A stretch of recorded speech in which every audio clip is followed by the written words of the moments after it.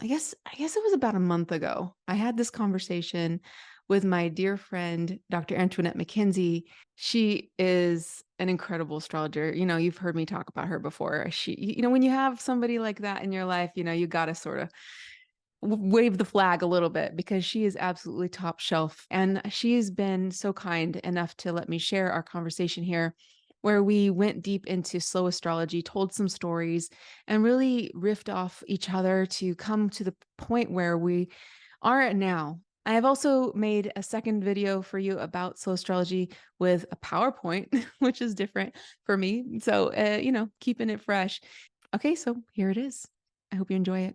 Hello, and welcome to the Pomegranate Astrology Podcast, where we talk about astrology and astrology-related things, including myth, philosophy, storytelling, and the interconnections that can be found between astrology and other art forms and disciplines. I'm your host, Antoinette MacKenzie. I'm an astrologer and a writer, and you can find me and my work over at pomegranateastrology.com, where I offer consultations as well as my writing. I'm also over on Substack. Now today, I'm thrilled to chat to one of my favorite people in the world, Lindsay Natale of lnatale Astrology. Now, Lindsay and I sat down to chat about what astrology and the practice of astrology looks like for us as practitioners of what we call slow astrology. Now, slow astrology is a phrase we cooked up together, though I must say I think it was Lindsay who can take credit for coining that exact phrase. It was in response to the somewhat fast-paced, even frantic style of newsfeed astrology that is so ubiquitous in this online world, especially as social media and astrology have kind of exploded together in the past few years, and we're seeing a resurgence of astrology. Now, this is fantastic in one way, but also with tech and the algorithms that are just begging belief at times, being so fast-paced, and now with so many voices clamoring, Lindsay and I have each been consciously working to define and craft our own astrological approach, our ethics and philosophy beyond these brightly lit spaces. We've discovered that we're very aligned on many things, and we both find that we need time to chew over, absorb, and digest astrological transits and information. We love to make meaning. We like to create maps and narratives that hopefully make sense to others as well. Lindsay really grounds the astrology in ways that simplify very complex ideas without losing any of the depth of sophistication or knowledge. It's an astrology that feels reassuring and helps us connect to a calmer place within us, our creativity, and others around us. So let's dive in. So I'm just sort of thinking about what the nature of astrology is, the different types of astrology that people actually offer. And I'm also wondering about what your approach is to astrology, but what maybe led you into astrology in the beginning and wanting to become an astrologer. Yeah, I never expected to become an astrologer ever, ever, ever. And I think that's pretty normal for people that are in astrology. I've heard that a lot. It's especially people that consider themselves quite rational. and you end up in this strange place of astrology because you see that it just keeps working. And you're like, how? My perspective, my desire was always, even as a kid, I have Scorpio rising. So like I've always wanted to understand like what's going on at a deeper level, especially for people, like detective energy that I have. Like, I just want to understand, why do you do the things you do? And so astrology fits really well for me there. And that's something I can use to help other people to figure out, have a little bit more of a pull back perspective of who they are and what they're doing. So I love astrology for that reason. How I got into astrology was through my mother-in-law. I'd never even seen a birth chart before. When she started looking, she's from Italy, and she has been studying the natal chart astrology. So I always loved the astrology in the magazines, and I always looked up my sun sign. I mean, I do relate to it a lot, but I knew there was always more to me than just that. And so when I saw these transits and these strange charts and these little symbols, and she could look at that and talk to a stranger, she'd come to America, we'd pull up the person's chart, and she could just start talking to them about stuff in a whole different culture, whole different language. And, we translated or whatever, but she would know things. And I was like, how? So I was fascinated by that. She didn't teach me how to do it because she has a language barrier. It's kind of hard. It's already complex.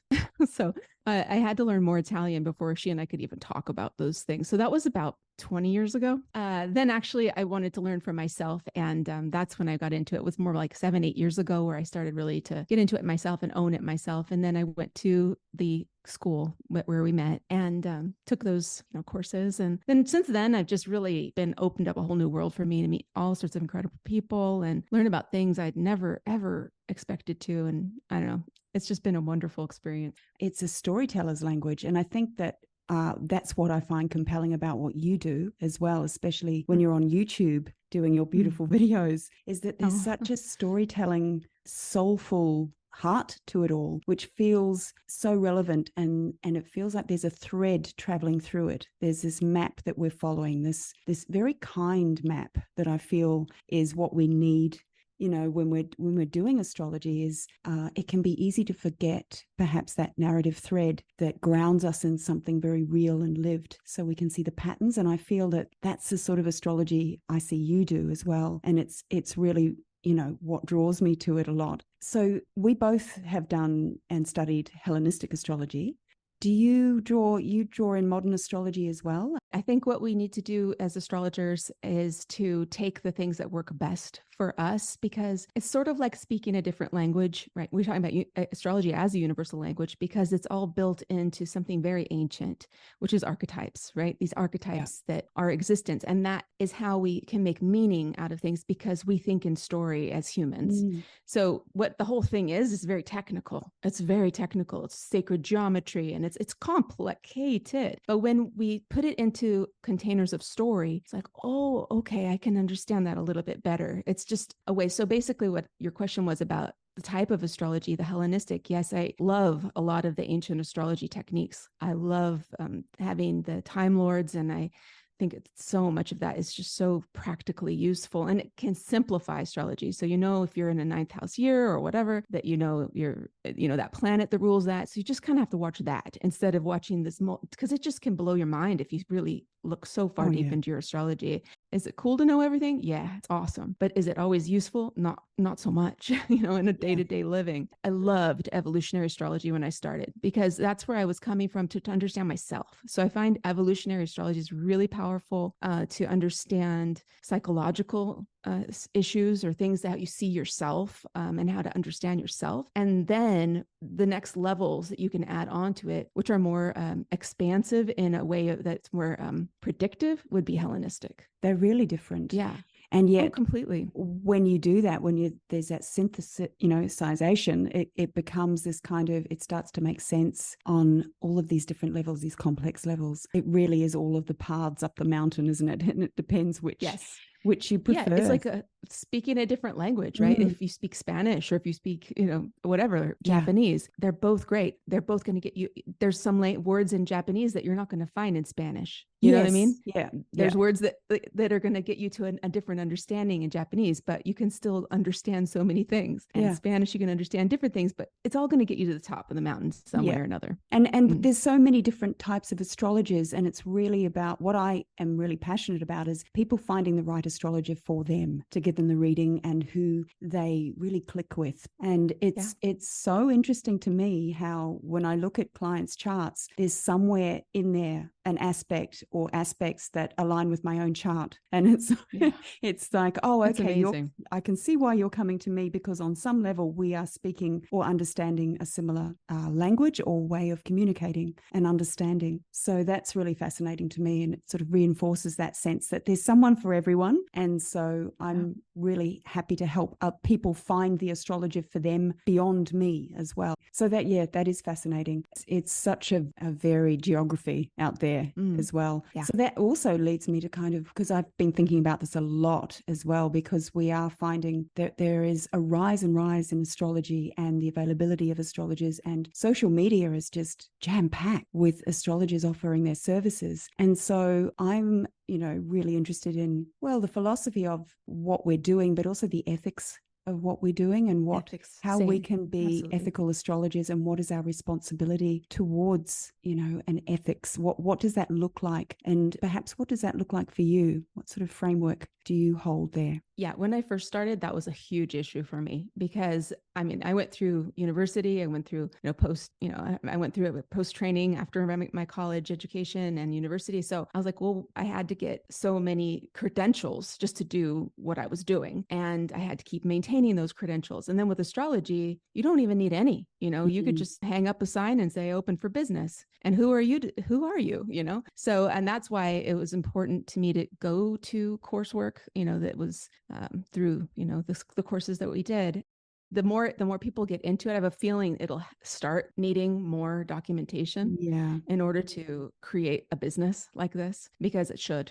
No, that's absolutely correct. It is that feeling of you're holding a container when you're with someone, aren't you? You're holding space. Yeah. And there is such a responsibility, because sometimes people feel very vulnerable. There's just that dynamic there, but it's also that sense of feeling that, there's a responsibility to your client and to the art of astrology as well, to honor the art of it. I think it's a fine vocation. It's a very dignified vocation, and for thousands of years it was. But it can be, maybe I feel like it might be getting out of hand, especially with the technology that we're having it coming through at the moment with artificial intelligence, and there's also a lot of scamming going on as well in certain spaces. Oh yes. So I think that when we can hold the boundaries and protect our clients well, that's really important. That sort of rapid fire astrology, it's breathless after a while, and some people are brilliant at it. It's a real skill on one level, but it's really sort of focusing on it, that sort of dopamine hit, sugar hit astrology a lot. I actually find, ironically enough, it can spike the anxiety, because it's always like, what's next?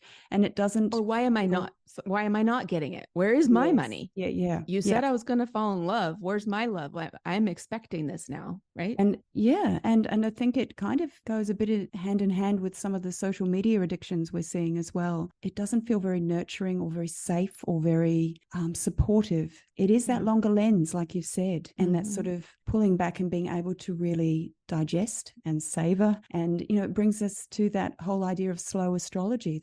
So if we are trying to be practitioners of slow astrology as astrologers and as consumers or clients of astrology, what would that look like for us? How does that play out? I think you and I are on the same page with this. And that's why I love your astrology too, because you do bring in so much wisdom, so much knowledge. You're very well educated, and that just brings so much integrity to what you do. And we talked about this slow astrology as kind of corollary to the slow food movement, which was to slow the food down rather than all this fast food that's not nourishing, that's going to make you sick. That's what fast astrology is doing. It's making them scared. It's making them expectant of things to happen. And then, once in a while, the thing will happen. And that, even solidifies that, shoot, this thing can happen.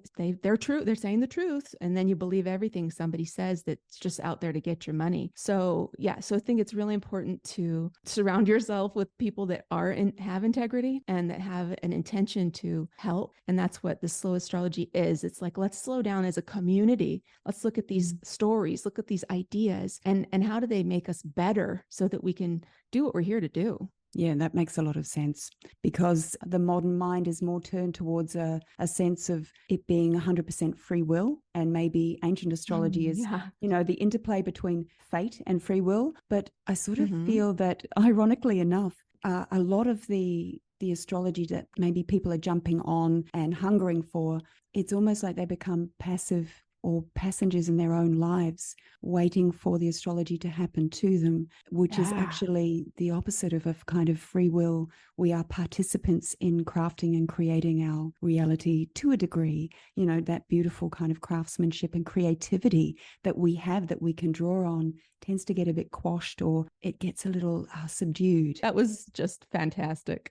Yes. What I think saddens me is that it's not even the fault of the individual at all. It's more this kind of culture, this framework that we're in, where we've been herded into this kind of way of living, often with our technologies, and also just the conditions that we're facing at the moment, where there's sort of a need to escape more. and there's a need to sort of, or there's a feeling of powerlessness in life sometimes, or feeling overwhelmed. And so if anything, that this kind of way of creating this hunger is driving a lot of the worst of those feelings. And I think trying to maybe become conscious and feed and nurture those tender vulnerabilities that we have, but also that rich creative life, and finding ways to resist. Yes. And creativity is often a site of immense resistance. Storytelling, which was the original kind of creativity, whether that's through song or narrative, a lot of and really connecting one-on-one with people. And those are the things that are getting lost, because if you spend all your time, watching other people do things, then what are you doing? You're not doing the thing that you're here to do or meant to do. And, humans, we want the easy. That's just natural. We want an easy answer. And that's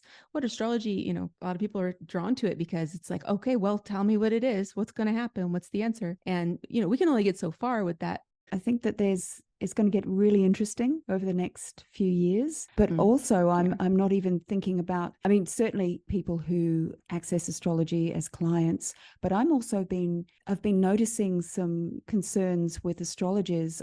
I'm seeing a lot of burnout as well. It's about protecting astrologers as well as the clients, and seeing how there are a lot of people who are extremely generous, because a lot of people practicing astrology, there's only so much that people can produce outside of AI. It takes time. You're a prolific writer. Your writing is so beautiful, but for me to do what you do would take me forever. So I think that each person has their thing that they should be doing. Like some of us think you have to do everything, and that's how you get to burnout, because you don't. Absolutely. Like you said, there is a vast array of astrologers doing things. The fact is that we all have to come at it from our own way, our own perspective, because we are all so unique. And if one person does it one way and that's their way and they're successful, maybe get some inspiration, but do your own thing. There's people that make videos on astrology every freaking day on YouTube, and I can't. My style is just so different. It takes me a long time to think of the idea, to make the connections. I am slow compared to these people. If you just think about one thing for a little while, it's better than thinking about 50 things and not understanding it at all. It's like tossing a pebble in a pool and the ripples go out. That one pebble, if you just focus on that one thing, it actually is connected to the overall pattern and all of these other transits. It's just a matter of finding the one theme that has that ripple effect. And it's much easier to kind of process. Things go so fast too. It's like as soon as you understand, Mercury trine the moon or whatever, the moon's already moved. So like, who cares? Exactly. It's we got to look at these bigger stories, the bigger picture, and day-to-day stuff happens. And you can look back at astrology. When I was working with those little kids, I remember I told you, I knew it was a big moon day, and that day was wild in school. Like they were all over the place. I'm like, oh, okay, this was a big moon day. So, but who cares really? In the end, that's just what I look back on it and I go, oh, okay, that's what that was all about. So it was more about making meaning in retrospect than being able to predict it and go, oh my gosh, is today going to be terrible? No, it was just a day. It was a different kind of day. It's interesting too that we're having these kind of conversations as Pluto's gone back into Capricorn, that retrograde motion. Yeah. There was a lot that was quite challenging about Pluto moving into Aquarius, and in terms of confronting where things might be going, not just with astrology, but with technology in general, and how all of us are going to have to maybe adapt and try and perhaps reclaim a bit of our own creative boundaries around things as well. Yeah, and encourage other people to be creative too. I think that's what we're starting to lose, this creative spark, doing the things the old way, the slower way, just I want people to think about, what did you want to do when you were little? That's a really powerful thing, because we had so much clarity as a child, and then we kind of get domesticated, and it gets domesticated out of us, and, as you grow in your life, maybe look back at those things to help you understand what you need to be here, what you're here to do. Maybe it's best to slow things down, and just understanding the purpose of astrology is not to scare people or to be scared, because that's happened to me too. I've had periods of my life where I was watching a lot of different astrologers before, I was really doing it myself. And I felt that way. I felt like, oh my gosh, what's going to happen? And then I would just get depressed. So that's definitely not what I want to put out into the world, that just the looking at patterns is more interesting, or your experiences. And that astrology, the most powerful thing for me, and that's where I think the evolutionary is really strong, is that it's about self-acceptance, accepting yourself as you are and not thinking you need to be anything different than what you actually are designed to be. You're designed a certain way and you're beautiful. And no matter what you do, you have this setup that's part of the fate of what you are. And your free will is to play within that playground.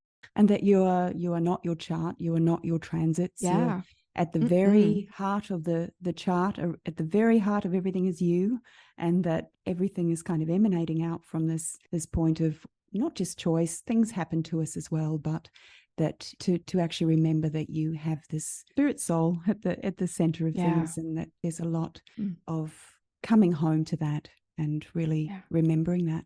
So, it's more like a map. The map is not the destination, and any two people could have the same map, but they can go different ways to get to the place. So you're not your chart. Absolutely not. Oh, well, this has been really lovely, Lindsay. Have you got anything else that you would like to mention? Where can people find you? Where can people find me? So my website is lnatale.com, just letter lnatale. And that's my website. And then I'm on YouTube as same lnatale. And so I do astrology videos there. I love them. Yeah. It's my favorite YouTube channel. Thank you. I always love talking to you. It's the best. It's good, rich chats that we have. I really enjoy them. Yes. Yeah. Thanks, Antoinette. Well, thank you, Lindsay. Thanks for listening to the Pomegranate Astrology Podcast, created by me, Antoinette MacKenzie. For astrology consultations and my writing, visit pomegranateastrology.com.